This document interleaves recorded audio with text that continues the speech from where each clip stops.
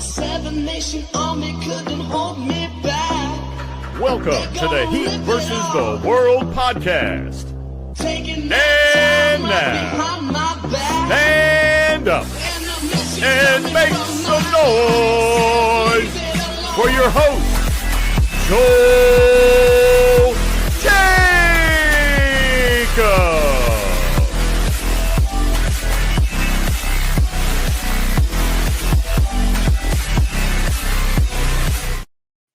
What's going on, everyone? Welcome back to another episode of the Heat versus the World podcast. Like always, I'm your host, Joe, and with me, I got my guy, Kay and Alex.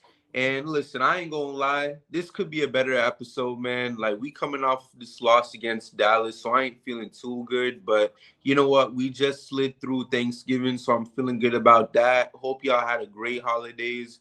And let's just dive into this stuff, right? Because real quick, we came off a great win against the Clippers, albeit they haven't been a good of a team. And low-key, they're kind of a dumpster fire right now. And, you know, it's just a whole mess. Whether you talk about the Kawhi situation, now this thing going on with CP3, that whole thing is just a complete fire. Like, I don't know what else to say about it. Like, it is a mess. And you know, the Heat went in there, they took care of business, went on a 30-2 run, which basically sealed the deal after that.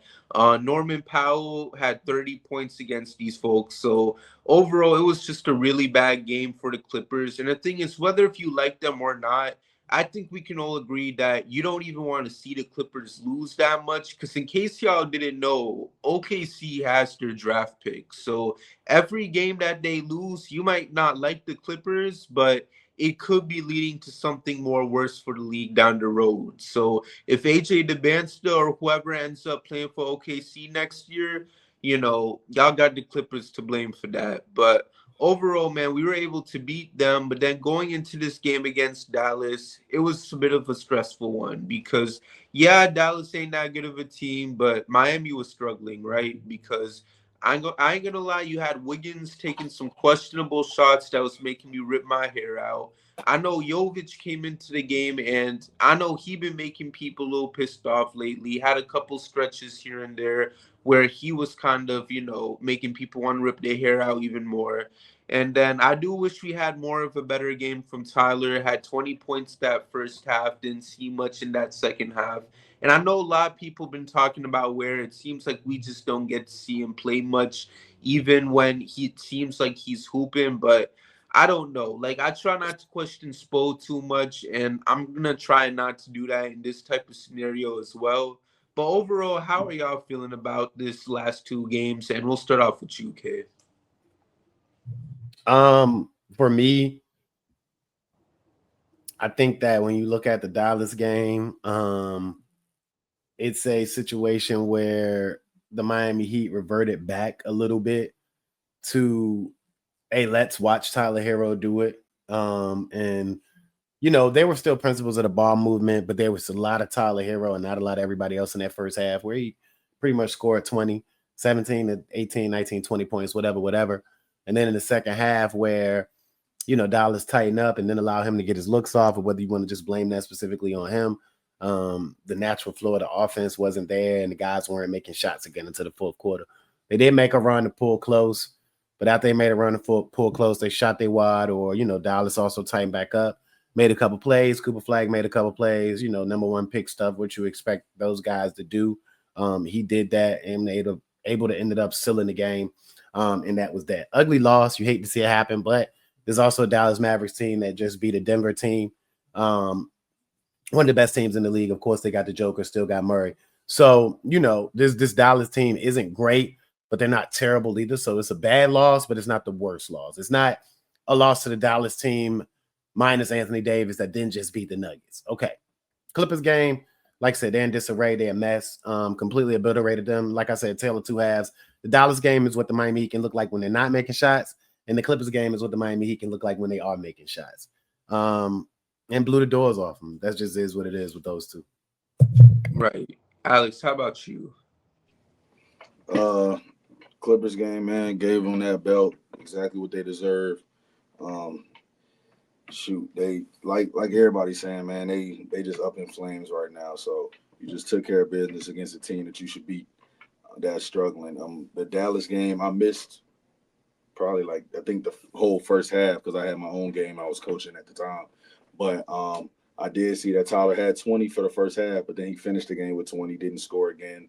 Khalil Ware played really well. I think we got to figure out a way to get him more minutes. And be able to, for him to play alongside Bam.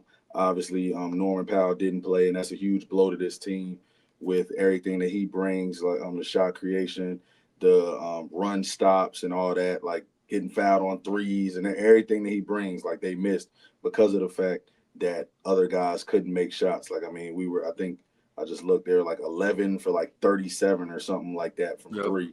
And I mean, if you ain't making threes, and I know from what I did watch, Dallas had started playing 3-2 zone to stop how the Heat's offense tried to play. So that 3-2 stifle them, and then on top of the 3-2 stifling them, we weren't making those shots. What you got, Kay?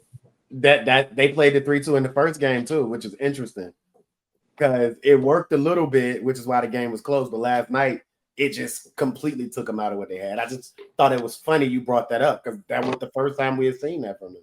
Mm-hmm. But yeah, I mean that's a loss that you don't like to have, but you just got to learn from it, got to hit the film, and then got to be ready for the next game or the next time if there is ever another time that we see those guys. I mean, we played them twice already, so they shouldn't be back on our schedule. But if somebody else watches that film and they think they can use that against the Heat, then you just got to learn from it and be better the next time. Right. And overall, I can say is for the Heat, I mean, just got to bounce back. I mean, it's just kind of been an up and down season in regards to just being healthy. Every time it seems like someone's good to go, you got someone else on the injury report. So, we're just in a state where right now, when everyone's healthy, this team can still do a lot of damage. And I mean, while the Clippers game was against a team who, like we can all agree, is just a complete mess right now, I mean, that just shows you how everything goes when all these guys are healthy and good to go. I mean, you saw, Norman having a good game, and then, a lot of people were wondering how Norman and Tyler would look. So real quick before we go into our next topic, probably our hottest one for this pod, I do want to ask y'all real quick, how do y'all feel about Norman and Hero and how this backcourt has looked for the Heat? Well, not backcourt because you know what I mean still. Like, how they've looked in the starting lineup because we had our not us, but still a lot of fans out there have had their concerns about how this lineup could work for the Heat moving forward. We'll start off with you, Alex. In the Clippers game, that's the game where like it looked more so like, all right, this is what you would want it to look like. I think in Tyler's first game, Norm didn't play, and then in the next game, it looked like I think they were like trying to feature Tyler first. Then when Tyler went out, it was like, all right, now it's Norm's turn, so it was more so of your turn, my turn in that game. But I think that Clippers game was a really happy median of, all right, everybody gets to eat. And I'm pretty sure if I remember correctly, like, Tyler, I think Norm had 30, didn't he? Yes. Yeah, so Norm had 30, Tyler had like 20-something, Bam had 20-something, Wiggs had 20-something, and Davion didn't miss a shot, had 16 and 12. Like that literally is the ideal of what we should look like. And so I guess we got to have a bigger sample size of what they've played 2 or 3 games together now. So right. Call me back when we get when we get to the point where they played 10 to 15, and I'll have a better feeling for, all right, like this is what needs to shift or not, and all that. 15 games. Right. Because I ain't gonna lie, I do feel like right now that Clippers game is kind of like an anomaly in regards to what we've seen so far. But, we'll see. Hopefully it's not and they can keep something like that consistent. But, Kay, how about you? I mean, I completely agree with Alex. It's like when everything's going right, it's gonna be a staggered situation in all facets. If you look at the way the rotations played out that night, Norm and Tyler weren't playing a ton together. Tyler was playing a lot with the reserve unit where Norm was playing in that standard role. He's been playing in the first 15 or so games when Tyler was out. And you just had a situation where it all flowed. The team looked good because everybody was playing in a role that they were familiar with, that they were used to playing. Nobody was forcing it. It didn't seem like anybody was worried about stepping on anybody's toes or anything like that. And I just think that that's a symbiotic situation that, you know, not only that those guys have to figure out on the court, but Spo has to continue to figure out as well. Right. So overall, man, like we just agree that right now we're in a good situation for the most part because we have the weapons that's needed to compete. It's just a matter of getting everything to just come together in a way where, you know, we could just play better. And overall, like I said before, that Clippers game, it might be viewed as an anomaly right now in regards to what this team is capable of doing. But if we could just be more consistent with it, you know, it could really come together to form a team that could really make some noise in the Eastern Conference. And who knows, because maybe we could get a piece or two that could even help this team go further. And now that dives us into our next topic, and that is none other than Giannis Antetokounmpo. Now, y'all know we couldn't just do a pod without talking about this dude.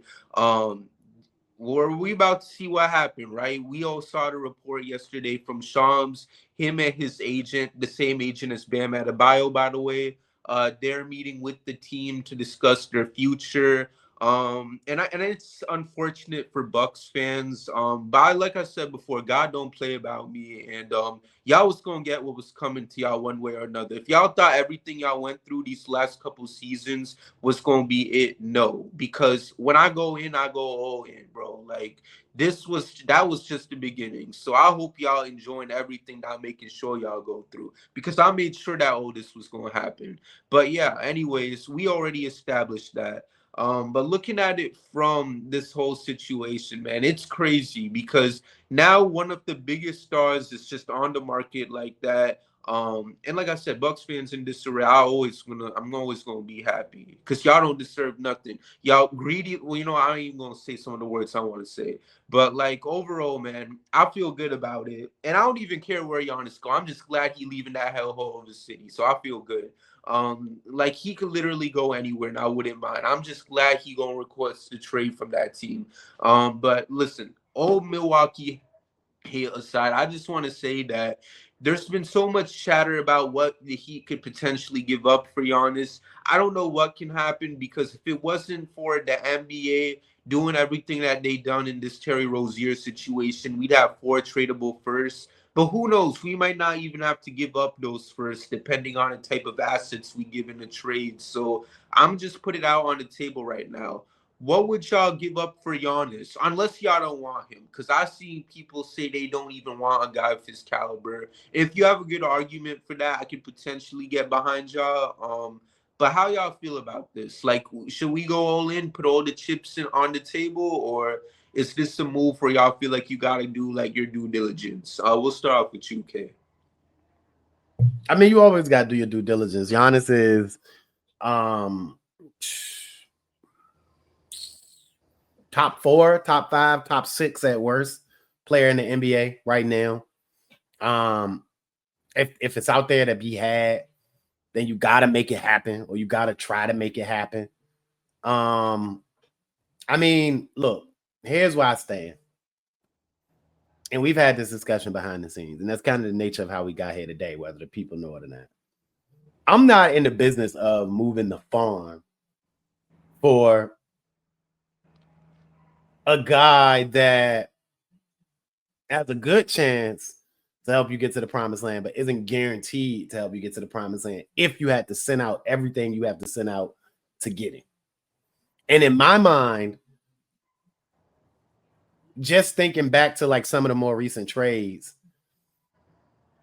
if you can get Giannis without having to give up all of the depth, then you do it. But I don't know if you're going to be able to do that looking at guys like Desmond Bane, looking at guys like Mikal Bridges, looking at those deals, unless Giannis flat out says, I only want to go here, I only want to go here. I don't know if you can get that done without having to give up all of the picks, Ware, Jaime Jaquez, Nico, basically whatever they want. And if that's the case, I can't give up the prospects and the picks. Like if you're getting 2 first rounders from me, like Kelly Well can't even be a thought that crosses your mind. And if I'm even entertaining the thought of Kelly Ware, you can't expect to possibly get 2 first rounders from me. Like that's just kind of where I'm at, because it's like you can have it all, but you can't have everything. Right. I mean, that's the thing. Like, it makes you wonder because I know there's been times in the past where stars have been available, and it's like, do you give up your farm or not? But then at the same time, you think about it from the standpoint where it's like you want to have a superstar like Giannis, but at the same time, it's like the things you do have to give up to make it happen. Because at the end of the day, the goal is to always win a championship, and if you're giving up the main pieces that's needed to help win that championship to the point where it's like, okay, you have Giannis, but at what cost? I mean, it's definitely something to consider. And Alex, I mean, or at least bring me honest, Mr. Bring Me Honest. Like, what's your take on this? Like, well, what would you be willing to potentially give up in a Giannis deal? Shoot, as you can see, like you just said, my name on here right now is Bring Me Giannis, and that is because of the fact that the Miami Heat have been an organization where over the history of the time that I've been a Heat fan, which is basically 20 years now, well, about to be 21, something like that, long time.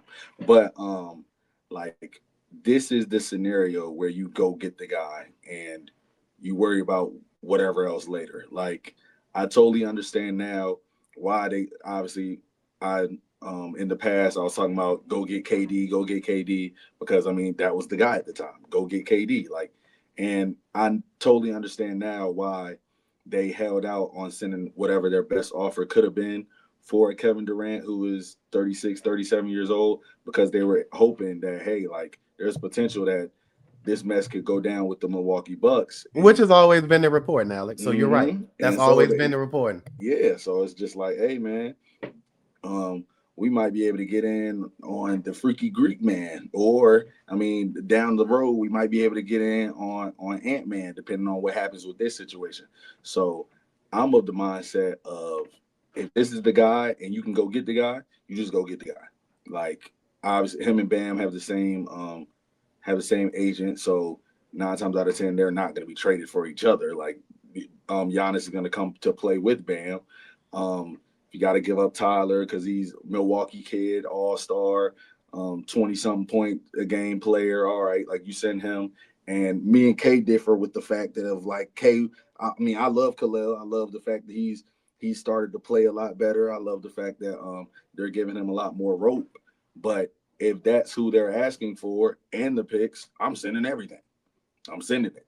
Tyler, Khalil, however many picks, like this is the guy that you do that for, and then you figure the rest out later. Like that's just what it is. Right. And like I know Kay, like you mentioned specifically, because like and because we were talking about this in the group chat, right? So guys like sending Kalel and all these other dudes in the trade. Like, do you feel this more as a situation where it's like, because you can look at this from two perspectives in Heat history, right? You can look at it as the Heat potentially trading a guy like Kalel. You could view that the same way how the Heat traded a guy like a Karan or a Josh Richardson for a Jimmy or a who was the other. And listen, I'm not saying Jay Kalel's on the same level as a guy like a Jay Rich. I'm just saying like what we saw in those situations where people wasn't fond that we gave up a Karan Butler for a Shaq or a Jay Rich in a deal for Jimmy Butler, right? Or you could view it the same way how the Heat didn't want to deal Dwayne Wade, albeit this dude doesn't have the potential to maybe be a franchise goal like D Wade, but still, right? Like, the Heat were thinking about maybe you could try and go get Kobe, but like they wouldn't do that unless, D Wade wasn't going to be available. When the whole thing happened with Kobe requesting a trade from the Lakers. So I want to know, like, from UK, like, where do you stand in regards to the situation with Khalil Ware, and do you think that this is a guy you could part with? Like, how do you feel about that? All right, so if y'all been noticing me look down, it's because I got a new puppy. I got to keep check on him. But secondly, if you hear something in the background, that's him attacking a bottle. All right, lastly, when it comes to the Kelly Wells situation, I think that you mentioned it with Dwayne Wade. I respect Tough Juice. Like Tough Juice was a great player. Very young player anyway. And Jay Rich, good player. But I don't think either of those guys stood up to the context of what Kelly Wells is. Like when you think about a guy capable of being the Miami Heat's franchise guy, I think Kelly Wells is closer to that than he is to Karan, than he is to Karan or the other dude, Jay Rich. But I think that when it comes to what you move for Giannis, like I said, you just can't have it all. You can't have my future, you can't have my depth and my young potential franchise caliber guy. It just don't work that way for me. So I think you have to hold on to one or the other. Right. And I mean, it makes sense because when it comes to this whole situation, I mean, there's so much ways you can go about it. But I mean, I'll say this. If the Heat are going to get Giannis, I'm just going to assume it's by God's interference. Because at this point, I don't know what to expect from this squad. Every time we try to go for a certain star, they end up not getting them in the first place. So I don't know. I want to think but we see what happens with that though. We yeah, end I up mean, saying at the end of the day, Pat Riley wins. yeah. I mean, I'll say this. You know what? He was right about guys like a Bradley Beal, the Dame Lillard situation. Part of me feels like it would have panned out better if he was here. But I felt the same way about Dame. You try to get Dame, but you don't give up the farm to get Dame because you don't know. And one, the Milwaukee Bucks didn't look better. Right. And then two, he got hurt. And that's not to say that would have been the case here, but that's the risk you try to mitigate. Right. Because, like, you know, that whole situation was just complex. But I think about that. Even the KD situation, I just didn't want to mention it because, like, you know, I mean, and we spoke about on here, you know, it seemed great that we didn't make that happen because of, you know, the fact that Giannis would end up becoming available. But, well, mainly this was just me being depressed about what happened the previous season. But I just didn't feel like even with KD, we wasn't going to really win anything, you know? So I was on the standpoint where it's like, okay, we get KD, but I don't know if we're going to do this, this, and that. And even then, we had the same debate, right? It's like, do you trade Ware in that type of deal? And I know that was a combo we had there. So, I mean, it's a decade. It's a decade between KD. It's a decade and a half between KD and Ware. It's a decade or so between Ware and Giannis. And you said something earlier, and I knew Alex had to leave. I know you guys have noticed him having to bounce or whatever, coaching duties. Shout out to Shawan. But the thing about it is you said it. The Miami Heat win champion. The move to win a championship, but that's just it. The Miami Heat don't make moves to win a championship. Right. The Miami Heat make moves to win championships. Mm-hmm. So this would be to trade Kelly Ware and all your depth for Giannis isn't a move to win championships. Right. It's a move to hopefully possibly win one once you can figure out what to put around him. But hell, who's to say that's going to take? Who's to say that's going to be shorter than the 4 years that you can count on him at going into 31, you know, to be prime self? Because as I mentioned to you guys behind the scenes, a guy built like him, that moves like him, that plays like he does, you can't possibly expect. Now, if he does, amazing. And it's not saying you praying for the fall off, but what you have to do in your mind is be like, yo, he ain't gonna be able to do this a whole lot past 35. Or how much is he gonna be able to bear on those broad shoulders past 35? Is he gonna still be the one? Is he gonna be the two? Is he gonna be the three? Hell, is he gonna be a four at that point? Like, you never do know. And last night, you know, we're recording this on December the 4th, December the 3rd. If you got eyes, you see Giannis went down with a calf injury. I don't know if that's real or not. But, I mean, if it's real, I mean, stuff like that, because he has been dealing with some growing stuff. I mean, and it's all interconnected. Like those muscles and those legs and that back, it's all connected. I mean, anything, bro. So I just don't know. I would love to have Giannis on this team. Let's put that out there. Let's be clear. Right. I'm just not about giving up everything to get him, because at that point, you know, like I know, Joel, I do not believe in moot moves. Sorry about that, guys. The little one's going crazy. But I do not believe in moot moves. Like, if we're going to make a move to only be back in the same place, what's the point? Besides, we gave up assets to do it. Right. And I mean, overall, I look at it from the Heat's perspective. It's like if you guys start like Giannis that's available, you want to get him. And, people mention like by all costs. And there's no denying the fact that he is a superstar. He's a lot younger than a guy specifically like a KD. But as you mentioned, Kay, it's like you also got to think about what you give up to make it happen. One thing I will say is that potentially you can get other guys from the markets, potentially role players who do want to make their way to Miami. I mean, but this is more so of like a buyout market, free agency type thing. So even then, it's not a set guarantee, and I'm looking at this specifically from like, 2012, 2013 LeBron perspective, right? Where, you had the big three there. So it's like you had the Shane Battiers, I hear you. I hear you. But listen to what you're saying. Right. We talking Braun. We talking prime Braun. We talking prime Flash. And we talking prime CB. Right. Respect. Oh, Norm, no. Bam, and Giannis. But they not them. They not them. That is true. There's no denying that, especially because, even then you can make the opinion that those types of players would be more enticed to go to a Laker team where you got LeBron and Luka, right? So Giannis ain't as good as Braun. Yeah. Bam ain't as good as Flash was. And Norm ain't as good as CB. Right. So, I mean, that's the thing. All we can do is kind of lean on the fact that it would still be a competitive team with having a guy like Giannis there.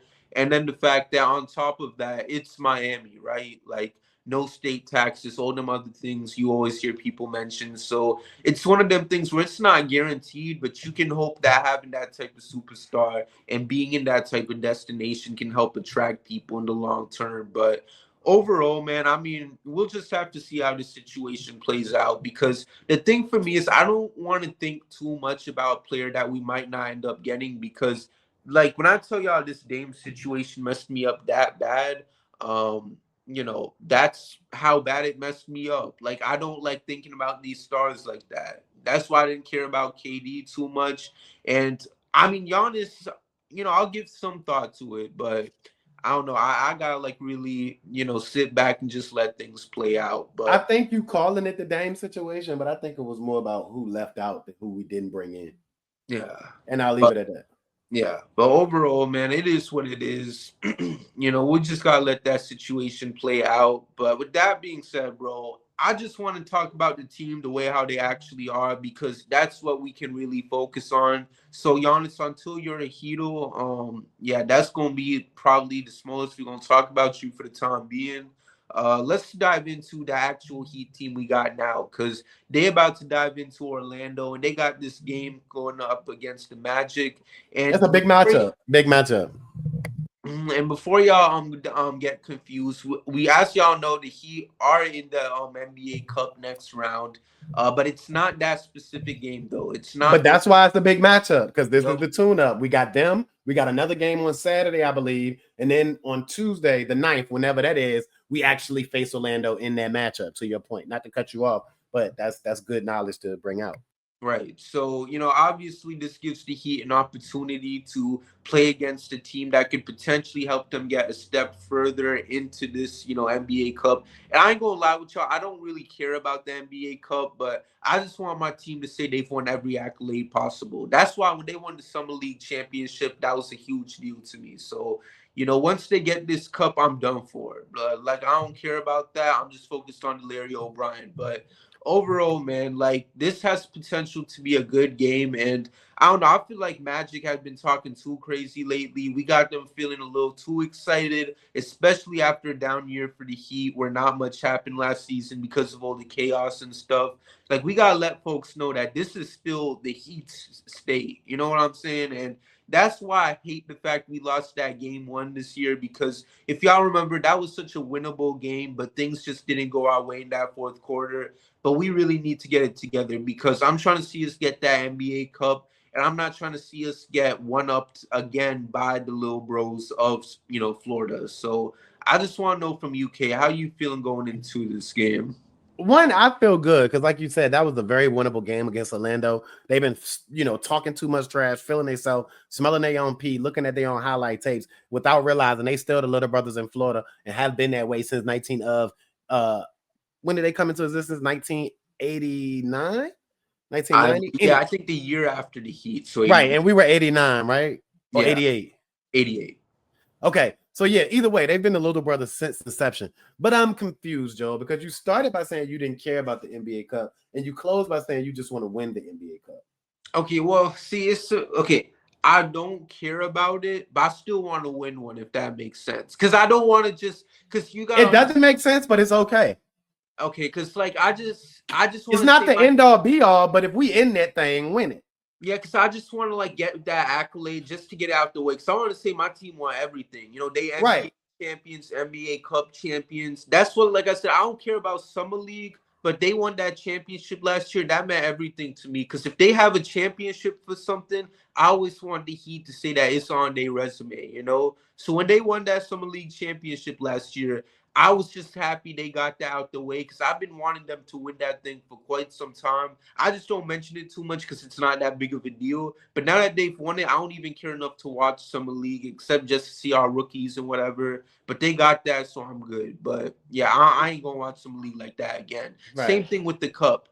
Just give me that one trophy and like I won't ever care about watching this competition ever again. Like if we win again, that's cool for y'all. But like, I'm just focused on trying to compete for a championship in the long run.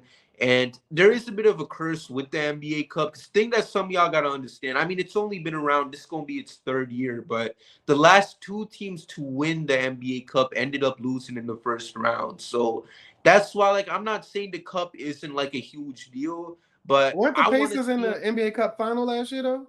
Say again? Weren't the Pacers in the Cup final last year? They were no, because isn't it the West team versus East team, I believe? Or maybe you're right. Hold on, maybe you're right.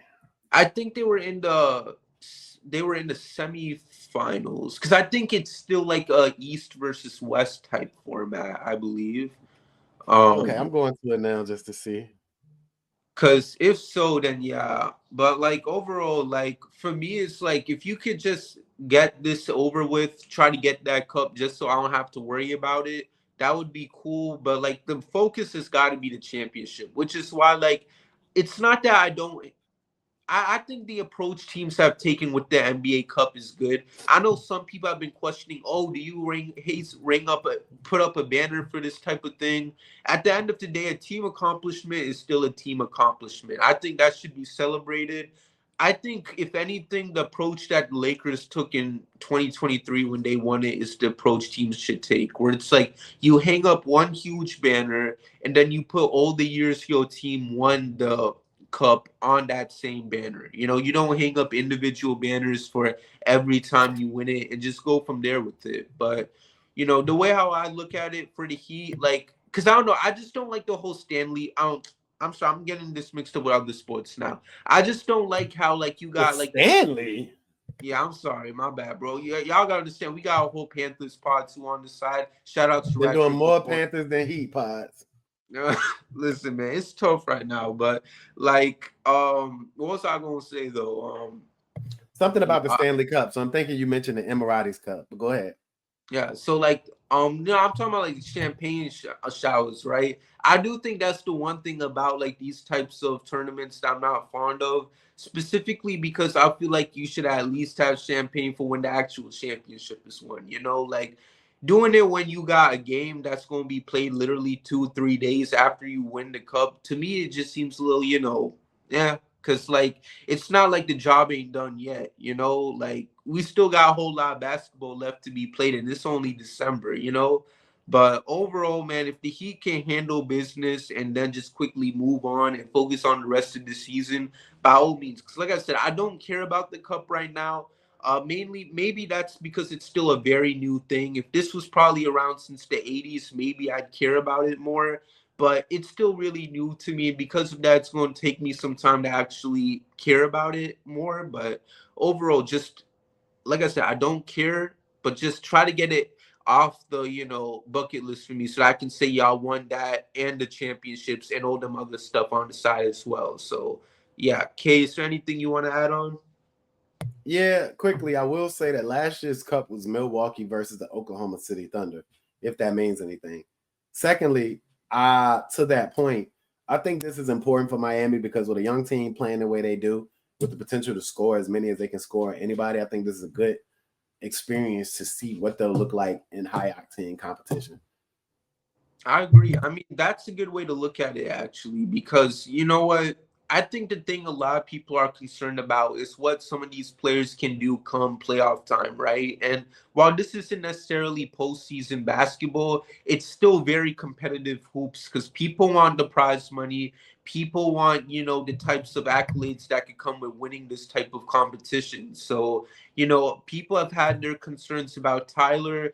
Can this be a guy that can step up in the postseason? This could be somewhat of a warm up for that, right? This is close. We're going to get to see him. Yep. And then you think about the other young guys who will really get an opportunity to shine in this, whether if it's the Khalil Wares, the Pell Larsons, the guys who are now getting more minutes with this squad. And, then I think about, also the other guys on the squad, Norman Powell, because a lot of people been saying, oh, well, he ain't been showing up in the playoffs and stuff, before coming to Miami. So now he gets an opportunity to maybe sharpen up his skill set when it's time to play the hoops that really do matter. So for me, that's a really good point, Kate. Just really go out there and use this as an opportunity to kind of get yourself ready for that type of environment. But, I do want to ask Kate, because I know we're now 36 minutes, 27 seconds into this. Looking into this matchup against the Magic, what's your expectations? And, I'm going to ask this question, even though this very specific game isn't going to be for the cup or anything like that. Do you think the Heat will move on to next round in this tournament? Yes, I think that because Bo is one of the best, if not the best coach in the NBA, what he's going to do is use this first game against Orlando to develop a foolproof scheme or to at least throw them off. Whatever he does in the first round of the NBA Cup is either going to be something that they haven't seen, something totally opposite than they did in this game coming up on Friday, or either something added on to what made them successful. And if you understand Spo, you understand what they means. If they beat them, then it's going to be the next level of what they did to beat them. If they lose, then it's going to be, something totally different than what they tried to do. And then there could also be just that I'm planting this seed to go do something else.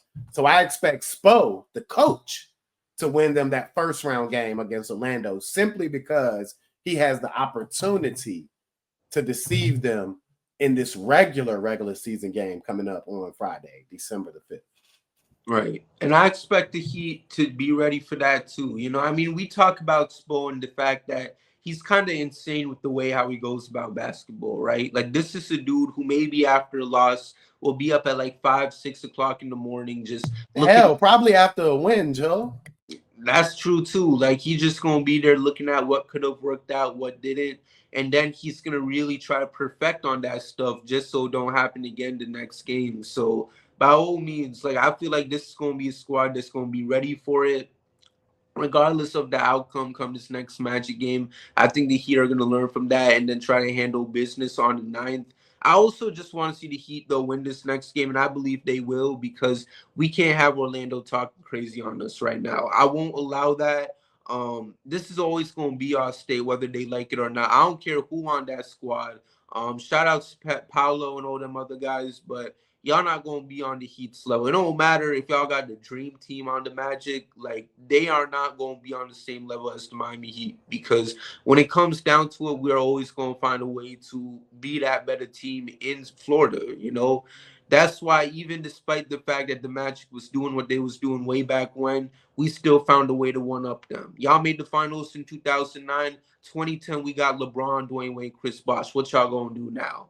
But overall, man, I look at everything for, the squad. And all I can say is, listen, man, I know it's stressful. We still got a couple things that we had to deal with, whether if this Mavs loss and whatever. But listen, we going to be all right. Let's get ready for this NBA Cup. I don't care for it, but I do want that one cup win just so I can stop caring about it altogether. But yeah, So with that being said, is there anything you want to say, K, before we wrap this up? Look, man, Bam balling. Norm's been a godsend. Wiggins, for all of the hate he received, has, lived up to the two-way player. The Miami Heat have a good team, man. Don't trip over yourself to mess it up. If Giannis is there and can be had for a sensible deal, then of course you let Rouse and them cook. You let them do all they can. But you don't trip over yourself and blow your whole team up and wreck what you've created thus far this season to put yourself back in the situation. I mean, I'm going to just say it frankly, and I hate the trauma that I'm going to cause some people, but you're right back to being Jimmy's Miami Heat. Jimmy Butler's Miami Heat if you trade the farm to get Giannis. Because what that means is you always a piece or two away, but you don't have the assets to go get it. And maybe even worse off than you were with Jimmy. Right. And I mean, like, even then, like, the Jimmy thing, we only gave up Jay Rich, right? So, like, that's why. And that was the thing. Like, you only gave up Jay Rich. So that's a no-brainer. Right. Because, like, if it was everything, then it's like, okay, well. Or Norm, you only gave up K-Love and Slow-Mo. That's a no-brainer. Yeah. So that's why, like, this Giannis thing, obviously it's not going to cost just the Jay Rich, and we're fine with that because, like, this is a superstar. But, at the same time, you don't want to be in a situation where you handicap yourself because you don't want to look back on a deal way back when and then be like, we really gave up this much to make it happen. Because I'm not saying this could be like the PG deal with the OKC because, like, it absolutely could, though. Giannis is better than PG. But we're looking at that situation. We're watching Jaime elevate. Jaime can score anybody driving to the rim. He's even starting to hit the mid-range. He's getting more confident outside shot. We see when Kelly has gotten adequate minutes, right? Oftentimes, he's been the best Miami Heat player on the floor. Right. Last night in Dallas, December the 3rd, the Miami Heat do not have a chance. They're not in that game until late if Kelly isn't creating havoc on the glass, being a defensive menace, knocking down three-point shots like crazy, like hitting, Clyde the Glide mixed with Kareem, you know what I'm saying, scoop finger rolls. Like, we're not in that game. And that has happened multiple times this year, especially during that stretch where Bam was out, and then immediate stretch where we came back where it seemed to click. So, I mean, just back to that, and I know we wrapping it up, but I'm thinking like that, bro. And I mean, you got eyes. You got eyes. Like you said, we can't handicap ourselves even to bring in the freaky Greek. Right.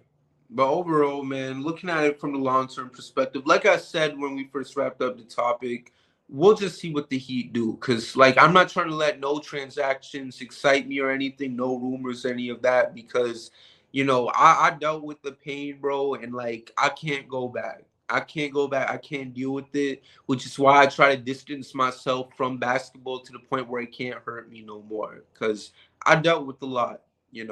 So I gotta put my mental health first. But overall, man, thank y'all so much for tuning into today's episode of Heat vs. the World. Make sure to follow our guy K on Twitter, K_said_K. Make sure to follow Alex on Twitter at _Coach Lewis1. Me on Twitter at Joel K Jacob _, and Heat vs. the World at HVTW Podcast. And make sure y'all like, comment, and subscribe, man. We're going to try to put out more content because we got this along with Rattrick Report. Shout outs to them and to all of our hockey fans that's out there. And listen, man, we going to enjoy this team, good or the bad, bro. So don't get too stressed out about this Giannis thing. We're going to be all right. We're good, man. We're a good balls club. We're a good ball. Yo, I hate to say it, and I told you guys coming into this season, and you can vouch for me because I said it in our group chat. Right. We're in the best place we've been in 4 years. Don't get me wrong. We don't know how it's going to end up because Jimmy did drag us to the finals. But when you look at the overall outlook of this team, like, we're in the best place. We got decent team. We got money to spend, and at worst coming into the, and now I think that if you look at that Clippers game, again, that's what it can look like at its peak. Everybody flowing together, spoke figuring it out. But at worst, all of these guys are positive assets. Now you know how you can move, what you can move, what you need to move, and you know what the future is. Bam finally stepping up and being offensively assertive in leadership. I mean, we're in a good place, bro. No reason to be stressed. We all right. Right. So overall, man, like, let's all take a deep breath. Whatever happens will happen, but it's not anything to let us think that the season is ruined. So if y'all ever need something to make y'all at peace, just know that crap hole of a franchise is going to, suffer there more for what they did with that whole Dame situation. So enjoy y'all nights, Bucks fans, because trust me, I'll be sleeping good while y'all cry tonight. So with that being said, what a great way to end the pod. Take care, y'all. Have a good night and hit my music because we out. Behind my back. Thank you for listening, and we'll see you next time with a brand new episode of the Heat versus the World podcast.